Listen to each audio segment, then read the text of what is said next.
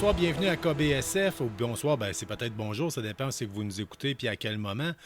Écoutez, ce soir, c'est pas vraiment KBSF, c'est KBHB ou KBSF Junior parce que je reçois la plus jeune collaboratrice de KBSF. Vous l'avez déjà entendu dans le passé, dans un épisode spécial sur le film Super Mario Bros. Le film.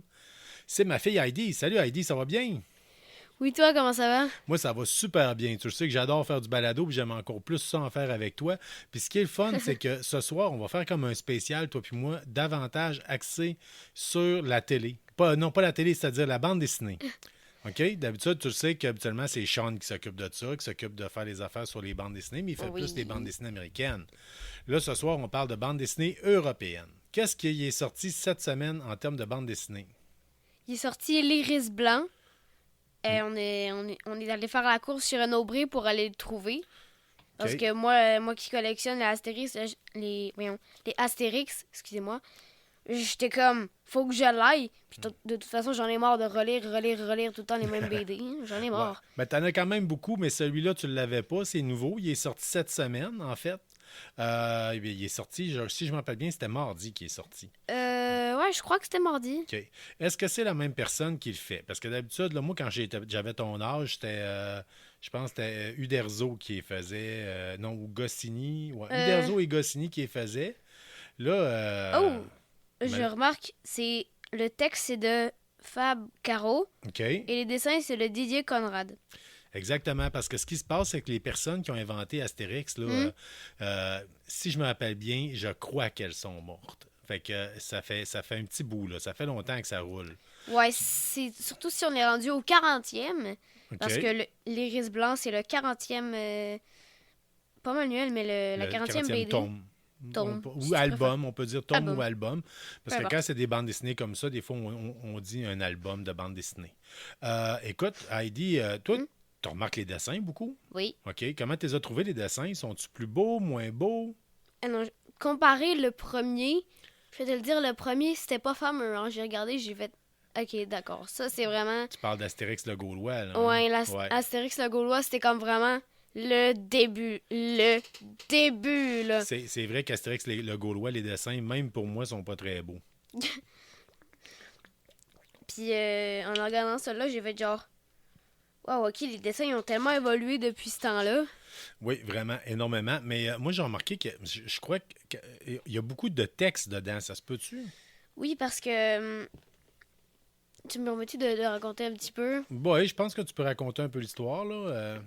Dans le fond, c'est que normalement, César il essaye encore de chercher puis de trouver des solutions pour pouvoir dominer le village gaulois qui résiste encore et toujours à l'envahisseur, la fameuse phrase. Oui. Puis, dans le fond, il y a une personne qui s'appelle Vicevertus, un homme. Il a travaillé sur une technique depuis quelques années qui dit, il l'a nommé l'iris blanc. On va lire la bulle qui dit. Il dit, car nous avons tous au fond de nous une fleur ne demandant qu'à s'épanouir dans la bienveillance. Ma méthode, là, c'est juste une petite partie drôle, mais ouais, c'est ça. Mais dans le fond, son iris blanc, c'est une façon de manipuler les gens. Un peu. C'est c'est comme par- de la...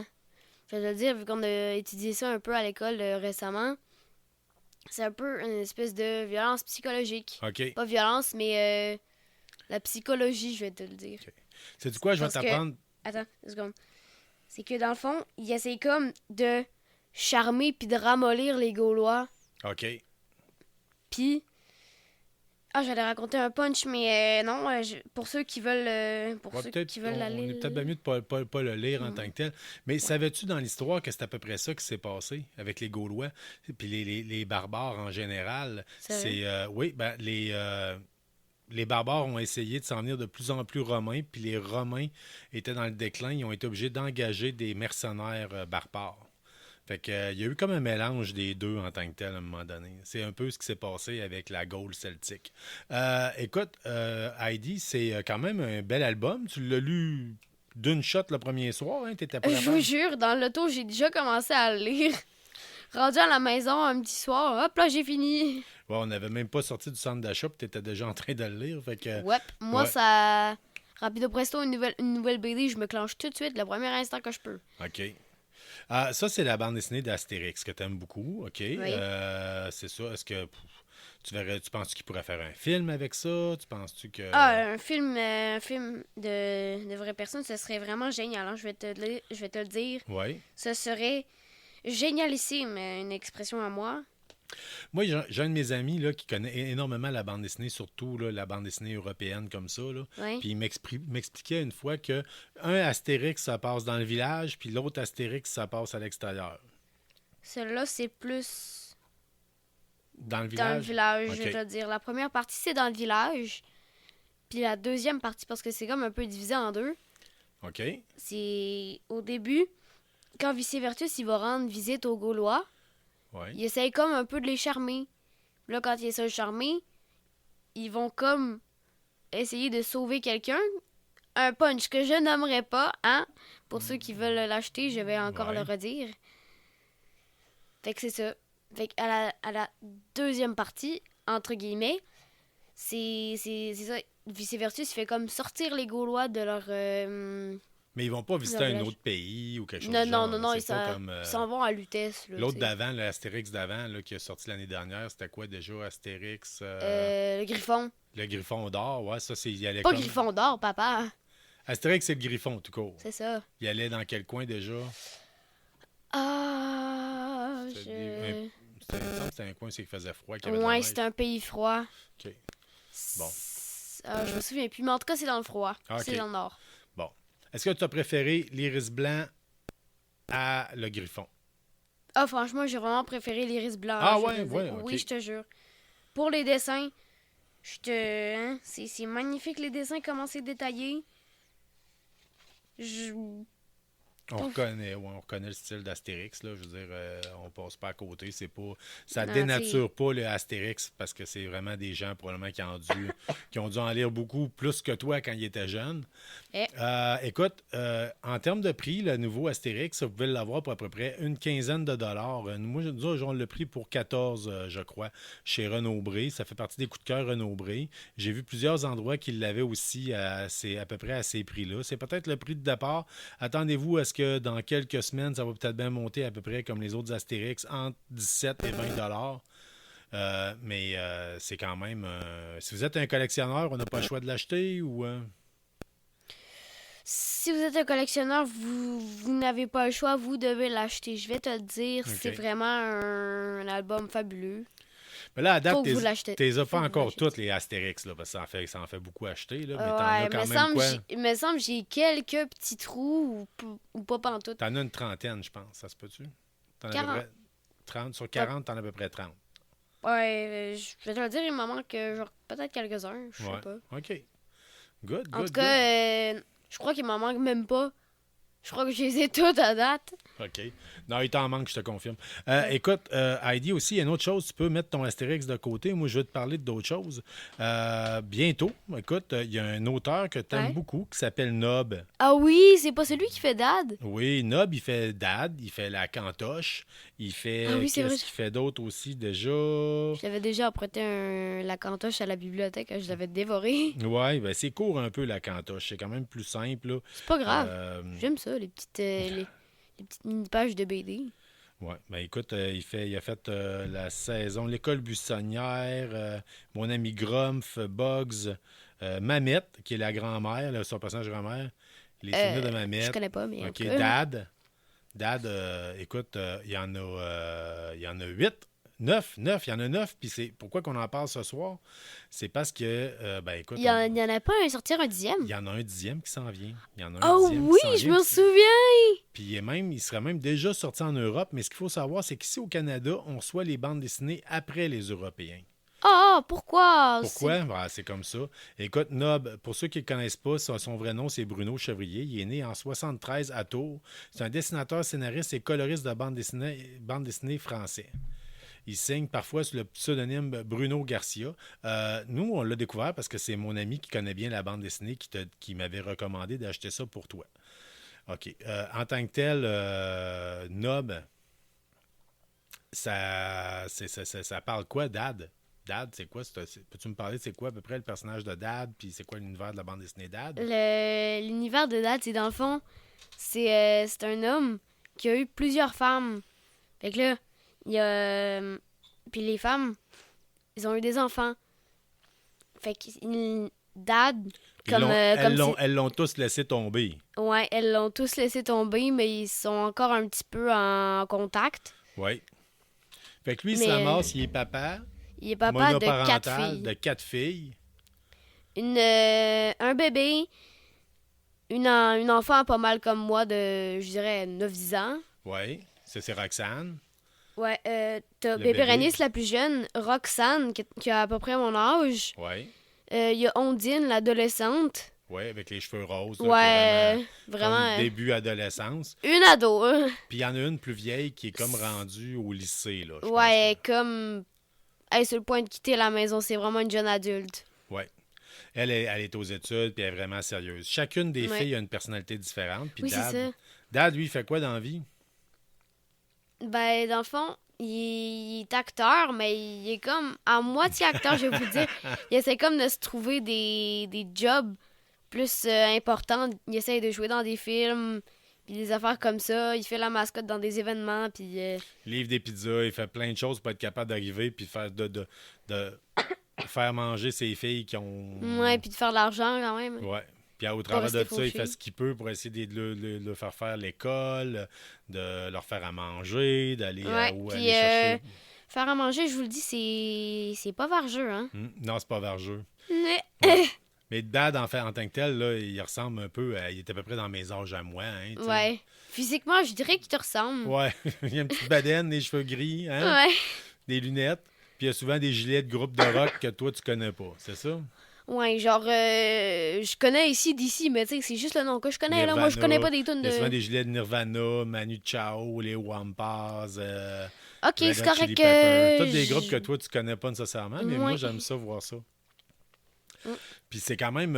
écoute, le prochain album, je pense qu'il va avoir un nom comme Multitasking Dad ou quelque chose du genre, là.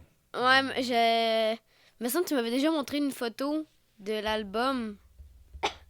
Il était comme en train de faire la fête avec une espèce de boule disco, me semble, attachée au plafond. Ça se peut. Écoute, au Canada, là, nous autres, on les a pas, mais en Europe, eux autres, ils ont des bandes dessinées de Dad. Multi-Daddy, c'est le prochain album qui s'en vient. Ah, c'est ça. Ça, c'est le prochain album de Dad qui s'en vient. Comme j'ai dit, il est sorti le 6 octobre en Europe, mais nous autres, ici, on ne l'a pas encore reçu. Ce que je t'expliquais tantôt, c'est que les bandes dessinées, ils sortent en Europe, puis quand ils ont pas mal écourté les stocks, ils en ont pas mal vendu. Après ça, on les reçoit ici au Canada, puis c'est pour ça que des fois que nos albums sont un petit peu maganés. C'est les moins beaux, je te dirais. Ceux qui ont resté ces tablettes de magasin.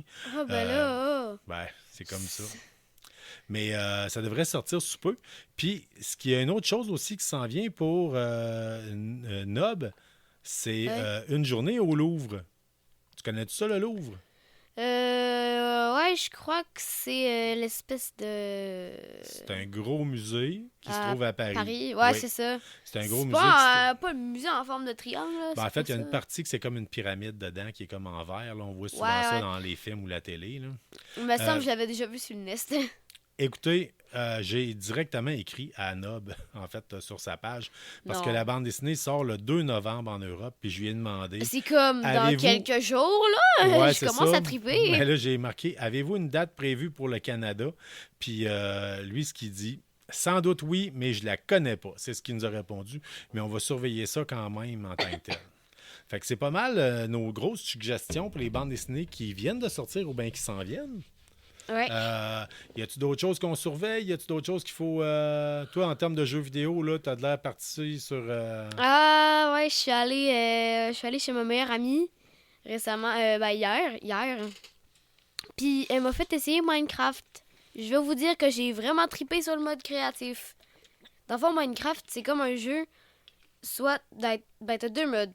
Un mode survie, que tu dois survivre les monstres puis construire une maison pour essayer de survivre, justement. C'est pour ça que ça s'appelle le mode survie.